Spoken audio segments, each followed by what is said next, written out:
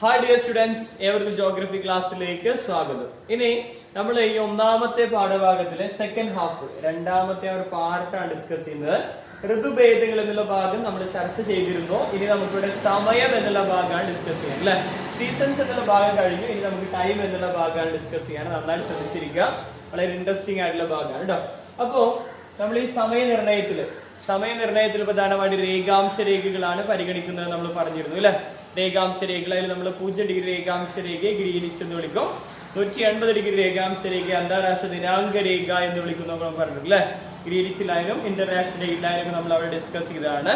അപ്പൊ സമയനിർണയത്തിന് ആധാരമായത് ഭൂമിയുടെ രണ്ടാമത്തെ രീതിയിലുള്ള ചലനമാണ് ഭ്രമണം, അല്ലെ? റൊട്ടേഷൻ കാരണമാണ് എന്ത് ഈ ടൈമിലൊക്കെ വ്യത്യാസം വരുന്നത് നമുക്കറിയാം. വ്യത്യസ്ത രാജ്യങ്ങളിലൊക്കെ എന്ത് വരുന്നുണ്ട്, സമയത്തിൽ വ്യത്യാസം വരുന്നുണ്ട് എന്നൊക്കെ നമുക്ക് അറിയുന്നതാണ്. അപ്പൊ അങ്ങനെയൊക്കെ വ്യത്യാസം വരാനുള്ള കാരണം എന്താണ്, ആ വസ്തുതകളിലേക്കാണ് നമ്മൾ പോകുന്നത് കേട്ടോ. അപ്പൊ പണ്ട് കാലത്തൊക്കെ സമയം നിർണ്ണയിച്ചിരുന്നത് എങ്ങനെയാണ് എന്ന് നമുക്കറിയാം. സൂര്യന്റെ സ്ഥാനം നോക്കിയിട്ടാണ് മുൻപൊക്കെ പണ്ട് കാലത്തൊക്കെ എന്ത് ചെയ്തിരുന്നത്, ആൻഷ്യൻ ടൈമിലൊക്കെ ടൈം ഡിറ്റർമൈൻ ചെയ്തിരുന്നത്. അതുപോലെ തന്നെ സൂര്യപ്രകാശം സൃഷ്ടിക്കുന്ന നിഴലിന്റെ വലുപ്പം എത്ര ഉണ്ട് എന്നൊക്കെ നോക്കിയിട്ടാണ് സമയം നിർണ്ണയിച്ചിരുന്നത്. അതുപോലെ സൂര്യൻ തലക്ക് മുകളിൽ വരുന്നത് 12 മണിക്കാണ്, അല്ലെ? നൂണിനാണ് എന്ത് ചെയ്യുക, ഓവർ ദി ഹെഡ് ആയിട്ട് വരിക. അതിന്റെയൊക്കെ ബേസില് സമയം നിർണ്ണയിക്കുന്നുണ്ട്. അപ്പൊ ഓരോ പ്രദേശത്തും സൂര്യന്റെ സ്ഥാനത്തെ ആധാരമാക്കി നിർണ്ണയിക്കുന്ന സമയത്തെ നമ്മൾ വിളിക്കുന്നത് പ്രാദേശിക സമയം എന്നാണ്. അപ്പൊ 2 മാർക്കിനൊക്കെ ചിലപ്പോൾ ചോദ്യം വരും, എന്താണ് പ്രാദേശിക സമയം? അപ്പൊ ഓരോ പ്രദേശത്തും സൂര്യന്റെ സ്ഥാനം ആധാരമാക്കി നിർണ്ണയിക്കുന്ന സമയത്തെയാണ് നമ്മൾ പ്രാദേശിക സമയം എന്ന് വിളിക്കുന്നത്. അപ്പൊ എന്താണ് പ്രാദേശിക സമയം? ഓരോ പ്രദേശത്തും സൂര്യന്റെ സ്ഥാനം ആധാരമാക്കി നിർണ്ണയിക്കുന്ന സമയത്തെയാണ് പ്രാദേശിക സമയം എന്ന് പറയാം.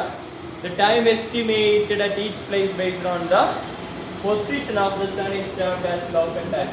സണ്ണിന്റെ പൊസിഷന്റെ ബേസിൽ ഡിറ്റർമൈൻ ചെയ്ത ടൈമിനെയാണ് നമ്മൾ ലോക്കൽ ടൈം എന്ന് പറയുന്നത്, അല്ലേ? അപ്പോ the time is determined, the time is calculated അല്ലെങ്കിൽ estimated based on the position of the sun is termed as local time. ഇനി നമ്മളവിടെ മനസ്സിലാക്കേണ്ട ഒരു വസ്തുത പറഞ്ഞാൽ ഇന്ത്യയിലെ എല്ലാ സംസ്ഥാനങ്ങളിലും ഒരേ സമയമാണ് ഉള്ളത്. അതെല്ലേ, ഇന്ത്യയിലുടനീളം ഒരു സമയമാണുള്ളത്. ഓരോ സംസ്ഥാനത്തിനും വെവ്വേറെ സമയമൊന്നും ഇല്ല എന്ന് നമുക്കറിയുന്നതാണ്. ഇന്ത്യയിൽ എല്ലായിടത്തും ഒരേ സമയമാണ്. അങ്ങനെ ഇന്ത്യയില് ഒന്നിലധികം സമയങ്ങൾ ഉണ്ടായിരുന്നെങ്കിൽ, ഇന്ത്യയില് ഒരു രാജ്യത്ത് ഒന്നിലധികം പ്രാദേശിക സമയങ്ങൾ ലോക്കൽ ടൈം ഉണ്ടായിരുന്നെങ്കിൽ അത് വിവിധ പ്രയാസങ്ങൾക്ക്, വ്യത്യസ്തമായ ബുദ്ധിമുട്ടുകളൊക്കെ സൃഷ്ടിക്കുന്നുണ്ട്. ഏതൊക്കെയാണ്? ഒരു രാജ്യത്ത്, ഇന്ത്യയിൽ തന്നെ ഒന്നിലധികം സമയം ഉണ്ടെങ്കിൽ അത് രാജ്യത്ത് ആകമാനം അംഗീകരിച്ചിട്ടുള്ള റെയിൽവേ ടൈം ടേബിൾ, ഒരു റെയിൽവേ സമയക്രമം തയ്യാറാക്കുന്നതിൽ ബുദ്ധിമുട്ടായിരിക്കും. ഒരു ട്രെയിൻ എന്ന് പറയുമ്പോൾ നമുക്കറിയാം, ഒരു സംസ്ഥാനത്ത് മാത്രമായിട്ടല്ല അതിന്റെ സർവീസ് ഉണ്ടാവുക. ഒരുപാട് സംസ്ഥാനങ്ങളിലേക്ക് വ്യാപിച്ചു കിടക്കുന്ന ഒരു നെറ്റ്വർക്ക്, ഒരു ശൃംഖലയായിരിക്കും. അപ്പൊ ഓരോ സംസ്ഥാനത്തേക്ക് പ്രവേശിക്കുമ്പോൾ അതിന്റെ സമയം ഇങ്ങനെ മാറ്റി മാറ്റി പറയുമ്പോൾ അത് പ്രയാസം സൃഷ്ടിക്കും. പിന്നെ ഇവിടെ റേഡിയോ പ്രോഗ്രാം, അതായത് നമുക്കിപ്പോൾ സിമ്പിൾ ആയിട്ട് TV പ്രോഗ്രാമുകളുടെ സമയം നൽകുമ്പോൾ, IPL മത്സരങ്ങളുടെയൊക്കെ സമയം കൊടുക്കുമ്പോൾ ഓരോ സംസ്ഥാനക്കാർക്കും ഓരോ സമയം നൽകണം, അല്ലെ? അപ്പൊ അതൊരു ചെറിയ പ്രയാസമാണ്. അതുപോലെ തന്നെ നാഷണൽ ലെവൽ എക്സാമുകൾ കണ്ടക്ട് ചെയ്യും, ദേശീയ തലത്തില് എക്സാമുകൾ കണ്ടക്ട് ചെയ്യുമ്പോൾ എന്താണ്, ഒരു രാജ്യത്ത് ഒന്നിലധികം സമയങ്ങൾ ഉണ്ടെങ്കിൽ അത് പ്രയാസം സൃഷ്ടിക്കും എന്നുള്ളതാണ്. അപ്പോ സ്റ്റാൻഫോർഡ് ഫ്ലെമിംഗ് എന്ന് പറയുന്ന സയന്റിസ്റ്റ് ആണ് പിൽക്കാലത്ത് ഈ സമയനിർണയത്തെ ശാസ്ത്രീയമായിട്ട് കൊണ്ടുവന്നത്. അദ്ദേഹമാണ് സമയ മേഖലകൾ എന്നുള്ളൊരു കൺസെപ്റ്റ് കൊണ്ടുവന്നത്.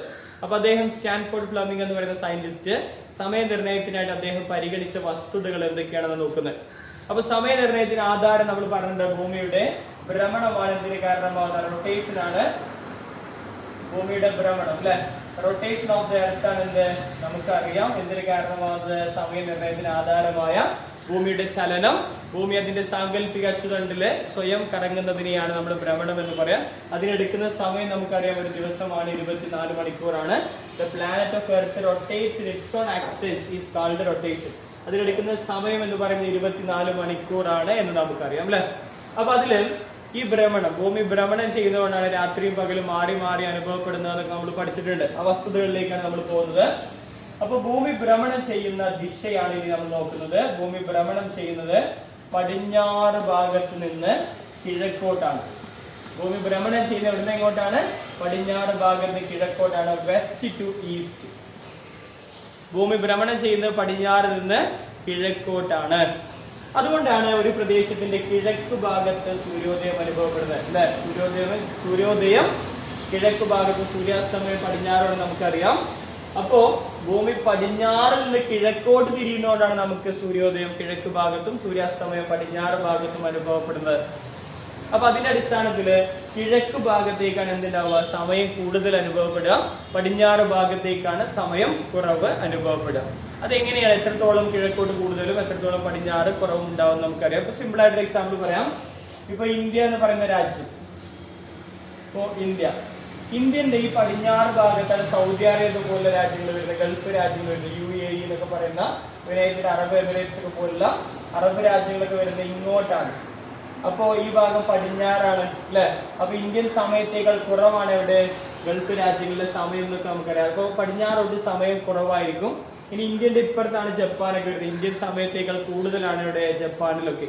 അപ്പൊ കിഴക്ക് ഭാഗത്തേക്ക് സമയം കൂടുതലും പടിഞ്ഞാറ് ഭാഗത്തേക്ക് സമയം കുറവും അനുഭവപ്പെടാനുള്ള കാരണം ഭൂമി ഭ്രമണം ചെയ്യുന്ന എവിടെ നിന്ന് എങ്ങോട്ടാണ്, പടിഞ്ഞാറ് നിന്ന് കിഴക്കോട്ടാണ്.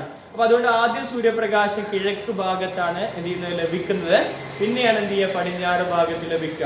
അപ്പോൾ കിഴക്ക് ഭാഗത്ത് എന്ത് ചെയ്യുന്നു, സൂര്യൻ ഉദിച്ച് അവിടേക്ക് നേരം വെളുത്ത് എന്ത് ചെയ്യുന്നു, സാവധാനം കറങ്ങി തിരിഞ്ഞ് എവിടെ വരുന്നുള്ളൂ, പടിഞ്ഞാറ് ഭാഗത്ത് സൂര്യപ്രകാശം ലഭിക്കുന്നു. അതുകൊണ്ട് അങ്ങനെ കിഴക്കോട്ട് സമയം കൂടുതലും പടിഞ്ഞാറോട്ട് സമയക്കുറവും രേഖപ്പെടുത്തുന്നു എന്നുള്ളതാണ്. ഇനി സ്റ്റാൻഫോർഡ് ഫ്ലെമിംഗ് എന്ന് പറയുന്ന സയന്റിസ്റ്റ് പരിഗണിച്ചുള്ള ഘടകങ്ങള്, ഭൂമി ഒരു ഭ്രമണം പൂർത്തിയാക്കാൻ, റൊട്ടേഷൻ കംപ്ലീറ്റ് ചെയ്യാൻ 24 മണിക്കൂറാണ് എടുക്കുക അല്ലെ. ഈ 24 മണിക്കൂറിനെ നമ്മൾ മിനിറ്റിലേക്ക് മാറ്റുകയാണെങ്കിൽ 24 × 60 നമുക്ക് 1440 മിനിറ്റ് എന്ന് കിട്ടും. 1440 മിനിറ്റ്സ് എടുത്തിട്ടാണ് എർത്ത് റൊട്ടേഷൻ കംപ്ലീറ്റ് ചെയ്യുന്നത്. നമ്മുടെ ഭൂമി ഏതാണ്ട് ജിയോയിഡ് ഷേപ്പ് ഗോളാകൃതിയിലാണ് അല്ലെ. ഒരു സർക്കിളിന്റെ ഒരു വൃത്തത്തിന്റെ കോണളവ് നമുക്കറിയാം 360 ഡിഗ്രിയാണ്. അതുകൊണ്ട് നമുക്ക് ഭൂമിയുടെ കോണളവ് എത്ര എടുക്കാം, 360 ഡിഗ്രി എടുക്കാം അല്ലെ. അപ്പൊ ഈ 360 ഡിഗ്രി തിരിയാനായിട്ട് ഭൂമി എടുക്കുന്ന സമയമാണ് 24 മണിക്കൂർ അഥവാ 1440 മിനിറ്റ് അല്ലെ. ഈ 360 ഡിഗ്രി പ്രദേശം തിരിയാനായിട്ട് ഭൂമി എടുക്കുന്ന സമയമാണ് 1440 മിനിറ്റ്. അപ്പോ നമ്മൾ നോക്കുന്നത് ഇനി 1 ഡിഗ്രി തിരിയാൻ എത്ര സമയം എടുക്കുന്നെങ്കിൽ നോക്കുക, 1440 ഡിവൈഡ് ബൈ 360. 1440 നമ്മൾ 360 കൊണ്ട് ഹരിച്ചു കഴിഞ്ഞാൽ നമുക്ക് എന്ത് കിട്ടും, 1 ഡിഗ്രി തിരിയാനായിട്ട് ഭൂമി എടുക്കുന്ന സമയം 4 മിനിറ്റ് ആണ്. 1 ഡിഗ്രി തിരിയാനായിട്ട് ഭൂമി എടുക്കുന്ന സമയം 4 മിനിറ്റ്. 4 മിനിറ്റ് ആണ് എന്ത് ചെയ്യുന്നത്, 1 ഡിഗ്രി തിരിയാനായിട്ട് ഭൂമി എടുക്കുന്നത്. അപ്പോ നമ്മളിവിടെ മനസ്സിലാക്കിയത് ഭൂമി എവിടുന്ന്, പടിഞ്ഞാറ് കിഴക്കോട്ട് തിരിയുന്നതുകൊണ്ട് കിഴക്കോട്ട് സമയം കൂടുതലും പടിഞ്ഞാറോട്ട് സമയക്കുറവും രേഖപ്പെടുത്തുന്നു എന്നുള്ളതാണ് അല്ലെ. 360 ഡിഗ്രി തിരിയാനായിട്ട് ഭൂമി 24 മണിക്കൂർ എടുക്കും. അപ്പൊ അതിൽ 1 ഡിഗ്രി തിരിയാനായിട്ട് 4 മിനിറ്റ് എടുക്കും. അതുകൊണ്ട് തന്നെ ഒരു നിശ്ചിത രേഖാംശത്തിന്റെ നമ്മളൊരു നിശ്ചിത രേഖാംശം എടുത്തിട്ട് അതിന്റെ 1 ഡിഗ്രി കിഴക്കോട്ട് പോകുമ്പോൾ എന്ത് ചെയ്യുന്നു, 4 മിനിറ്റ് കൂടുന്നു. 1 ഡിഗ്രി പടിഞ്ഞാറോട്ട് പോരുമ്പോൾ എന്ത് ചെയ്യുന്നു, 4 മിനിറ്റ് കുറയുന്നു. കിഴക്കോട്ട് ഓരോ ഡിഗ്രി പോകുമ്പോഴും എന്ത് ചെയ്യും, 4 മിനിറ്റ് വെച്ച് കൂടി പോകും. പടിഞ്ഞാറോട്ട് ഓരോ ഡിഗ്രി പോകുന്തോറും 4 മിനിറ്റ് വെച്ച് കുറവും ചെയ്യും. കാരണം ഭൂമി 1 ഡിഗ്രി തിരിയാൻ 4 മിനിറ്റ് എടുക്കുന്നത് എങ്ങനെയാണ് നമ്മൾ നോക്കിയില്ല. ഇനി കിഴക്കോട്ട് സമയം കൂടുതലാണ്, പടിഞ്ഞാറോട്ട് സമയക്കുറവാണ്. അപ്പൊ ഇവിടെ ഈ ഒരു 0 ഡിഗ്രിയില് 12 noon ആണെന്ന് എഴുതുക. 12 നമ്മൾ പൊതുവെ AM ഉം PM ഉം കൊടുക്കൂല, noon and midnight എന്ന് കൊടുക്കുക. നട്ടുച്ച നട്ടപ്പാതിര എന്നുള്ള രീതിയിൽ അർദ്ധരാത്രി, ഉച്ച അർദ്ധരാത്രി എന്നുള്ള രീതിയിലാണ് noon and midnight എന്നാണ് നമ്മൾ എഴുതി കൊടുക്കുക, 12 കൊടുക്കുക. അപ്പൊ 12 noon ആണെങ്കിൽ ഇവിടെ 1 ഡിഗ്രി ആവുമ്പോൾ എന്താണ്, കിഴക്കോട്ട് 4 മിനിറ്റ് കൂടില്ലേ. അപ്പൊ 12:04 എന്നായിരിക്കും ഇവിടെ കിഴക്ക് ഭാഗത്ത്, 12:04 PM എന്നായിരിക്കും. ഇവിടെ 11:56 AM എന്നായിരിക്കും. 4 മിനിറ്റ് കുറയും അല്ലെ. അപ്പൊ 2 ഡിഗ്രി പോരുമ്പോഴോ അവിടെ 11:52 AM എന്നാവും. ഇവിടെയോ 12:08 PM എന്നാവും. ഇനി ഇവിടെ 15 ഡിഗ്രി പോരുമ്പോ എത്രയാ വ്യത്യാസം വരിക നോക്കുക. 15 × 4 അല്ലെ, 60 മിനിറ്റ് എന്ന് കിട്ടും. 60 മിനിറ്റ് ആണ്, 1 മണിക്കൂറാണ് വ്യത്യാസം. അപ്പൊ കിഴക്കോട്ട് 15 ഡിഗ്രി പ്രദേശം പോകുന്നതിന് 1 മണിക്കൂർ കൂടും. അപ്പൊ ഇവിടെ noon 12 മണിന്ന് എന്തായി മാറും, 1 മണിയായി മാറും, 1 PM എന്നാവും. ഇവിടേക്ക് 15 ഡിഗ്രി പോന്നാലോ, 15 ഡിഗ്രി പോകുന്ന 1 മണിക്കൂർ കുറയും. അപ്പൊ 11 AM എന്നാവും. അപ്പൊ ഇങ്ങനെ പടിഞ്ഞാറോട്ട് പോരുന്നോറും എന്ത് ചെയ്യുന്നു, സമയം കുറവും രേഖപ്പെടുത്തും. കിഴക്കോട്ട് പോകുന്നോറും സമയം കൂടുതലും രേഖപ്പെടുത്തുന്നു എന്നുള്ളതാണ്. കാരണം സൂര്യപ്രകാശം ആദ്യം കിഴക്ക് പതിക്കുന്നത് കൊണ്ടാണ്, പിന്നെയാണ് എന്ത് ചെയ്യുക, പടിഞ്ഞാറോട്ട് പതിക്കുക എന്നുള്ളതാണ്. ഓക്കെ, ഇനി അവിടെ ശ്രദ്ധിക്കാം. ഇനിയാണ് നമ്മളിവിടെ ഗ്രീനിച്ച് രേഖയുടെ പ്രാധാന്യം പഠിക്കുന്നത്. നന്നായി ശ്രദ്ധിക്കാം. 0 ഡിഗ്രി രേഖാംശ രേഖയാണ് നമ്മൾ ഗ്രീനിച്ച് ലൈൻ എന്ന് പറയാം. 0 degree longitude is known as Greenwich line.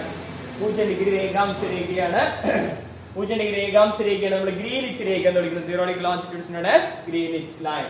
ഇനി ഈ 0 ഡിഗ്രി രേഖാംശ രേഖയ്ക്ക് എങ്ങനെയാണ് ഗ്രീനിച്ച് എന്ന പേര് കിട്ടിയത് എന്നുള്ളതാണ് പ്രധാനമായിട്ട് ഈ സംഭവങ്ങളൊക്കെ സമയനിർണ്ണയവുമായി ബന്ധപ്പെട്ട കാര്യങ്ങളൊക്കെ യൂറോപ്യന്മാരാണ് കണ്ടെത്തിയിട്ടുള്ളത്.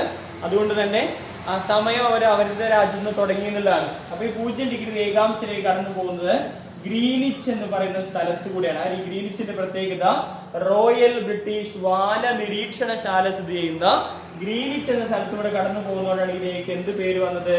ഗ്രീനിച്ച് രേഖ എന്ന പേര് വന്നത്. റോയൽ ബ്രിട്ടീഷ് വാന നിരീക്ഷണശാല സ്ഥിതി ചെയ്യുന്ന ഗ്രീനിച്ച് എന്ന സ്ഥലത്തൂടെ റോയൽ ബ്രിട്ടീഷ് വാന നിരീക്ഷണശാല സ്ഥിതി ചെയ്യുന്ന ഗ്രീനിച്ച് എന്ന സ്ഥലത്തൂടെ കടന്നു പോകുന്നതാണ് ഈ രേഖയ്ക്ക് ഗ്രീനിച്ച് രേഖ എന്ന പേര് വന്നത്. It acquires it's name Greenwich. The Royal British Observatory എന്ന് പറയുന്ന വാന നിരീക്ഷണശാല observatory situated and through this land passes. Royal British observatory situate ചെയ്യുന്ന ഗ്രീനിച്ച് എന്താണ് പ്ലേസിലൂടെയാണ് ഇത് പാസ് ചെയ്യുന്നത്. അതുകൊണ്ടാണ് ഇതിന്റെ പേര് എങ്ങനെ വന്നത്? ഗ്രീനിച്ച് എന്ന പേര് വന്നത്. Hence it also called prime Meridian. Greenwich രേഖയുടെ മറ്റൊരു പേരാണ് പ്രൈം മെറീഡിയൻ. മലയാളത്തിലും അത് തന്നെ പറയാം, പ്രൈം മെറീഡിയൻ. ഓക്കെ, ഗ്രീനിച്ച് രേഖയുടെ മറ്റൊരു പേരാണ് പ്രൈം മെറീഡിയൻ. കാരണം ലോകം മുഴുവൻ സമയം നിർണ്ണയിക്കുന്ന ഗ്രീനിച്ച് രേഖയുടെ അടിസ്ഥാനത്തിലായതുകൊണ്ടാണ് ഗ്രീനിച്ച് രേഖയ്ക്ക് എന്ത് പേര് വന്നത്? പ്രൈം മെറീഡിയൻ എന്ന പേര് വന്നത്. Time is calculated world wide based on the Greenwich line, hence it also called prime Meridian. Time is calculated world wide time calculate ചെയ്യുന്ന ഏതിന്റെ ബേസിലാണ്? ഗ്രീനിച്ചിന്റെ ബേസിലാണ്. അതുകൊണ്ട് അതിനെന്ത് വിളിക്കുന്നു? പ്രൈം മെറീഡിയൻ എന്ന് വിളിക്കുന്നു. കാരണം എങ്ങനെയാണ് നോക്കുക, ഈ ഗ്രീനിച്ചില് ഒരു ടൈം ഉണ്ടാവും, ഗ്രീനിച്ച് രേഖയിൽ ഒരു ടൈം ഉണ്ടാവും. അങ്ങനെയാണ് നമ്മൾ GMT എന്ന് പറയുന്നത്. നിങ്ങൾ ഫോണിലൊക്കെ ടൈം സെറ്റ് ചെയ്ത സമയത്ത് GMT + 5.30 ആയിരിക്കും ഇന്ത്യന്റെ സമയമൊക്കെ വരിക. GMT എന്ന് പറയുന്നത് ഗ്രീനിച്ച് മീൻ ടൈം ആണ്. ഗ്രീനിച്ച് രേഖയിലെ പ്രാദേശിക സമയത്തെയാണ് നമ്മുടെ ഗ്രീനിച്ച് സമയം എന്ന് പറയാം. Local time at the Greenwich meridian is called Greenwich mean time. Local time at the prime meridian. Prime മെറീഡിയനിലെ ടൈമിനെയാണ് നമ്മൾ ഗ്രീനിച്ച് എന്ന് പറയാം. അപ്പൊ ഗ്രീനിച്ചിലെ സമയം ഏതെങ്കിലും സമയം 3 PM ആണ്. അപ്പോ ഇനി ഈ ഗ്രീനിച്ച് നോക്കിയിട്ടാണ് ഇവിടുന്ന് ഇങ്ങോട്ട് സമയം കൂടി വരണോ ഇവിടുന്ന് ഇങ്ങോട്ട് സമയം കുറഞ്ഞു വരണോ എന്ന് തീരുമാനിക്കുന്നത് അല്ലെ. ഇവിടുന്ന് അങ്ങോട്ട് രാജ്യങ്ങളിൽ കൂടും, ഇവിടുന്ന് ഇങ്ങോട്ട് വരുന്ന രാജ്യങ്ങളിൽ സമയം കുറയുകയും ചെയ്യും അല്ലെ. അപ്പൊ കൂടണോ കുറയണോ എന്ന് തീരുമാനിച്ചത് ഏതാണ്? ഗ്രീനിച്ചിന്റെ ബേസിലാണ്. ഗ്രീനിച്ചിന്റെ കിഴക്കോട് കൂടും, ഗ്രീനിച്ചിന്റെ പടിഞ്ഞാറോട് സമയം കുറയും. അതുകൊണ്ടാണ് ഈ രേഖയെ നമ്മൾ പ്രൈം മെറീഡിയൻ എന്ന് വിളിക്കുന്നത്. The time is calculated worldwide based on the Greenwich line, hence it also called prime meridian. ലോകം മുഴുവൻ സമയം നിർണ്ണയിക്കുന്നത് ഗ്രീനിച്ച് രേഖയുടെ അടിസ്ഥാനത്തിലായതുകൊണ്ടാണ് ഗ്രീനിച്ച് രേഖയെ നമ്മൾ പ്രൈം മെറീഡിയൻ എന്ന് വിളിക്കുന്നത്. ഇനി അവിടെ അവസാനമായിട്ട് ഗ്രീനിച്ച് രേഖയുടെ അടിസ്ഥാനത്തില് ഗ്രീനിച്ച് രേഖ 0 ഡിഗ്രി രേഖാംശ രേഖ നമുക്കറിയാം. ഗ്രീനിച്ച് രേഖയുടെ അടിസ്ഥാനത്തില് ലോകത്തെ 24 മേഖലകളായി തിരിച്ചിട്ടുണ്ട്. ഓരോ മണിക്കൂർ സമയ വ്യത്യാസമുള്ള 24 മേഖലകളായി തിരിച്ചിട്ടുണ്ട്. അവയാണ് നമ്മുടെ ടൈം സോൺസ് അല്ലെങ്കിൽ സമയ മേഖലകൾ എന്ന് പറയുന്നത്. സമയ മേഖലകൾ ഗ്രീനിച്ച് രേഖയുടെ അടിസ്ഥാനത്തിൽ ഓരോ മണിക്കൂർ സമയ വ്യത്യാസമുള്ള 24 മേഖലകളായി നമ്മൾ ലോകത്തെ മുഴുവൻ തിരിച്ചിട്ടുണ്ട്. അപ്പൊ ഓരോ മണിക്കൂർ സമയ വ്യത്യാസം എന്ന് പറയുമ്പോൾ 15 ഡിഗ്രിയില് ഇങ്ങനെ ഗ്രീനിച്ചിന്റെ കിഴക്ക് ഭാഗത്തേക്ക് ഇങ്ങനെ 15 ഡിഗ്രിയില് 12 രേഖകളും 12 സമയ മേഖലകളും ഗ്രീനിച്ചിന്റെ പടിഞ്ഞാറ് ഭാഗത്തേക്കും അതുപോലെ തന്നെ ഉണ്ടാവും. 15 ഡിഗ്രി, 30 ഡിഗ്രി, 45 ഡിഗ്രി എന്നുള്ള രീതിയിൽ ഗ്രീനിച്ചിന്റെ പടിഞ്ഞാറ് ഭാഗത്തേക്ക് 12 സമയ മേഖലകളും ഉൾപ്പെട്ട് ലോകം മുഴുവൻ എത്ര സമയ മേഖലകളുണ്ട്? 24 സമയ മേഖലകളായി നമ്മൾ ലോകത്തെ തിരിച്ചിട്ടുണ്ട്. അപ്പൊ ഇവിടെ നമ്മൾ പറഞ്ഞ വസ്തുതകള് 0 ഡിഗ്രി രേഖാംശ രേഖയാണ് ഗ്രീനിച്ച് രേഖ എന്ന് വിളിക്കുന്നത്. അതിന് ഗ്രീനിച്ച് എന്ന പേര് വരാനുള്ള കാരണം ഇംഗ്ലണ്ടിലെ റോയൽ ബ്രിട്ടീഷ് വാന നിരീക്ഷണശാല സ്ഥിതി ചെയ്യുന്ന ഗ്രീനിച്ച് എന്ന സ്ഥലത്തൂടെ കടന്നു പോയത് കൊണ്ടാണ്. ഗ്രീനിച്ച് രേഖയുടെ മറ്റൊരു പേര് പ്രൈം മെറീഡിയൻ എന്നാണ്. അങ്ങനെ പേര് വരാനുള്ള കാരണം ലോകം മുഴുവൻ സമയം നിർണ്ണയിക്കുന്ന ഗ്രീനിച്ച് രേഖയുടെ അടിസ്ഥാനത്തിലാണ്. അതുകൊണ്ട് അതിന് പ്രൈം മെറീഡിയൻ എന്ന പേര് വന്നത്. ഗ്രീനിച്ച് രേഖയിലെ പ്രാദേശിക സമയത്തെ നമ്മൾ ഗ്രീനിച്ച് സമയം എന്ന് വിളിക്കുന്നു. ഗ്രീനിച്ച് രേഖയുടെ അടിസ്ഥാനത്തിൽ ഓരോ മണിക്കൂർ സമയ വ്യത്യാസമുള്ള 24 മേഖലകളായി 24 മേഖലകളായും ചെയ്തിട്ടുണ്ട് ലോകത്തെ തിരിച്ചിട്ടുണ്ട്. അവയാണ് നമ്മള് സമയ മേഖലകൾ എന്ന് പറയുന്നത്. പറയാം. 0 degree longitude is known as Greenwich line. It acquires its name. എങ്ങനെയാണ് പേര് വന്നത്? എങ്ങനെയാണ് പേര് വന്നത്? അക്വയർ എന്നാണ് നേടിയെടുത്തു അല്ലെ. It acquires its name Greenwich The Royal British Observatory is situated and through this line passes. Okay, it's also called prime meridian. The time is calculated worldwide based on this prime meridian. Hence it also based on this Greenwich line. Hence it also called prime meridian. The local time at the Greenwich meridian is called local time at the prime meridian is called GMT, Greenwich Mean Time. Okay. The last point, on the basis of Greenwich line, the world is divided into 24 zones. Each one have 1 hour time difference. These are called time zones. Okay. ഇനി നമ്മൾ അവിടെ എന്താണ് standard സമയം എന്നുള്ള പഠിക്കുന്നത്? Standard time and standard Meridian. എന്താണ് മാനക സമയം എന്നും എന്താണ് മാനക രേഖാംശം എന്നുമാണ് പഠിക്കുന്നത്. അപ്പൊ നമ്മൾ നോക്കുമ്പോൾ ഒരു രാജ്യത്തിലൂടെ ഒരു രേഖാംശം മാത്രമൊന്നല്ല കടന്നു പോവാം. ഒരു രാജ്യത്തിലൂടെ ഒന്നിലധികം രേഖാംശങ്ങളൊക്കെ കടന്നു പോകുന്നുണ്ടാവും. അപ്പോ ഒരു രാജ്യത്തിലൂടെ ഒന്നിലധികം രേഖാംശങ്ങൾ കടന്നു പോകുന്നത് കൊണ്ട് തന്നെ ഓരോ സംസ്ഥാനക്കാരും ആ സംസ്ഥാനത്തിലൂടെ കടന്നു പോകുന്ന രേഖാംശത്തിൽ സമയം കണ്ടെത്താൻ തുടങ്ങിയാൽ ഒരു രാജ്യത്ത് ഒന്നിലധികം സമയങ്ങൾ വരും. അതുകൊണ്ട് തന്നെ എല്ലാ രാജ്യങ്ങളും അതിനെ പരിഹരിച്ചത് ഏതാണ്ട് സമാനമായ രീതിയിലാണ്. ഉദാഹരണം പറഞ്ഞു കഴിഞ്ഞാൽ മനസ്സിലാവുള്ളൂ. ഇന്ത്യയുടെ രേഖാംശ വ്യാപ്തി 68 ഡിഗ്രി കിഴക്ക് മുതലാണ് 68 ഡിഗ്രി ഈസ്റ്റ് മുതൽ 97 ഡിഗ്രി 97 ഡിഗ്രി കിഴക്ക് വരെയാണ് ഇന്ത്യയുടെ രേഖാംശ വ്യാപ്തി. അപ്പോ 68 ഡിഗ്രി കിഴക്ക് എന്ന് പറയുമ്പോൾ ഇന്ത്യയുടെ പടിഞ്ഞാറേ അറ്റത്ത് ഗുജറാത്ത് എന്ന് പറയുന്ന സംസ്ഥാനം ഇവിടെ വരിക. ഇനി ഇവിടെ അരുണാചൽ പ്രദേശ് എന്ന് പറയുന്ന സംസ്ഥാനം ഇവിടെ വരും. അപ്പൊ നമ്മള് 68 ഡിഗ്രിയിൽ 7 AM ആണ്, രാവിലെ 7 മണിയാണെങ്കിൽ 69 അത് 7:04 ആയി അല്ലെ. 69 7:04 ആയി. 70 അതെന്തായി? 7:08 ആയി. ഓരോ 4 മിനിറ്റ് കിഴക്കോട്ട് പോകുന്നത് കൂടുമെന്ന് നമ്മൾ പറഞ്ഞല്ലേ. അപ്പൊ ഏകദേശം 68 97 തമ്മിൽ 29 ഡിഗ്രി വ്യത്യാസമുണ്ട്. അപ്പൊ ഏതാണ്ട് 30 ഡിഗ്രി വന്നാൽ 2 മണിക്കൂറായി അല്ലെ. അപ്പൊ ഇന്ത്യയുടെ പടിഞ്ഞാറും കിഴക്കും തമ്മിൽ 2 മണിക്കൂർ വ്യത്യാസമുണ്ട്. അപ്പൊ ഓരോ സംസ്ഥാനക്കാരും ആ സംസ്ഥാനത്തിലൂടെ പോകുന്ന രേഖാംശത്തിന്റെ സമയം കണ്ടെത്തുക. ഇന്ത്യയിൽ പലർക്കും പല സമയമായിരിക്കും. കേരളക്കാർക്ക് ഒരു സമയം, തമിഴ്നാട്ടിലേക്ക് വേറൊരു സമയം, സമയത്തിൽ എന്തുവരും വ്യത്യാസം വരും. അപ്പൊ നമ്മൾ നേരത്തെ പറഞ്ഞ ബുദ്ധിമുട്ടുകളൊക്കെ അനുഭവപ്പെടും. അതുകൊണ്ട് എല്ലാ രാജ്യവും ചെയ്തു വെച്ച് കഴിഞ്ഞാല് ആ രാജ്യത്തിന്റെ മധ്യഭാഗത്തൂടെ കടന്നു പോകുന്ന രേഖാംശ രേഖയെ എന്ത് ചെയ്തു? മാനക രേഖാംശമായിട്ട് പരിഗണിച്ചു. ആ മാനക രേഖാംശത്തില് സമയത്തെ മാനക സമയമായി പരിഗണിക്കുകയും അതിലെ സമയം ആ രാജ്യത്തെ എല്ലായിടത്തും എന്ത് ചെയ്തു? പിന്തുടരുകയും ഫോളോ ചെയ്യുകയും ചെയ്തു. അതിനെയാണ് മാനക രേഖാംശം, മാനക സമയം എന്ന് പറയുന്നത്. അപ്പൊ ഈ 68ന്റെയും 97ന്റെയും ഇടയിലായിട്ട് നമ്മള് 82.5 ഡിഗ്രി കിഴക്ക് രേഖാംശ രേഖയാണ് ഇന്ത്യയുടെ നടുവിലൂടെ പോകുന്നത്. അപ്പൊ ഈ നടുവിലൂടെ പോകുന്ന ഈ 82.5 സമയമാണ് ഇന്ത്യയിലെ എല്ലായിടത്തും കണക്കാക്കുക. ഇവിടെ അരുണാചൽ പ്രദേശിലെ അല്ല, ഗുജറാത്തിലെ അല്ല, ഇതിന്റെ മധ്യഭാഗത്തൂടെ ഇന്ത്യന്റെ ഏതാണ്ട് നടുവിലൂടെ പോകുന്ന 82.5 ഡിഗ്രി രേഖാംശ രേഖയിലെ സമയമാണ് ഇന്ത്യയിലുടനീളം കണക്കാക്കുന്നത്. അതുകൊണ്ട് ഏതാണ്ട് രാജ്യത്തിന്റെ മധ്യഭാഗത്തൂടെ കടന്നു പോകുന്ന രേഖാംശത്തെ മാനക രേഖാംശം എന്നും മാനക രേഖാംശത്തിലെ പ്രാദേശിക സമയത്തെ മാനക സമയം എന്നും പറയുന്നു എന്നുള്ളതാണ്. അപ്പൊ നമ്മൾ മാനക രേഖാംശം അല്ലെങ്കിൽ സ്റ്റാൻഡേർഡ് രേഖാംശം എന്ന് വെച്ച് കഴിഞ്ഞാൽ എന്ത് എഴുതുക? എല്ലാ രാജ്യവും ആ രാജ്യത്തിന്റെ ഏറെക്കുറെ മധ്യഭാഗത്തൂടെ കടന്നു പോകുന്ന രേഖാംശ രേഖയെ മാനക രേഖാംശമായും മാനക രേഖാംശത്തിലെ സമയത്തെ മാനക സമയമായും പരിഗണിക്കുന്നു എന്ന് എഴുതാം. Each country in the world considered as the meridian that passes almost middle of that country considered as the standard meridian. Local time at the standard meridian is called standard time. Okay, each country in the world, whether all countries are considered the longitude that passes almost middle of that country is the standard meridian, and the local time at the standard meridian is called standard time. ഇനി ഇവിടെ നമ്മൾ Indian standard time എന്താണ് പഠിക്കുന്നത്? Indian standard time. Indian standard ടൈമിൽ ഇപ്പൊ ഞാൻ നേരത്തെ എക്സാമ്പിളിൽ പറഞ്ഞതാണ്. ഇന്ത്യയുടെ രേഖാംശ വ്യാപ്തി 68 ഡിഗ്രി കിഴക്ക് മുതൽ 68 degree east to the longitudinal extent of India is 68 degree east to 97 degree east.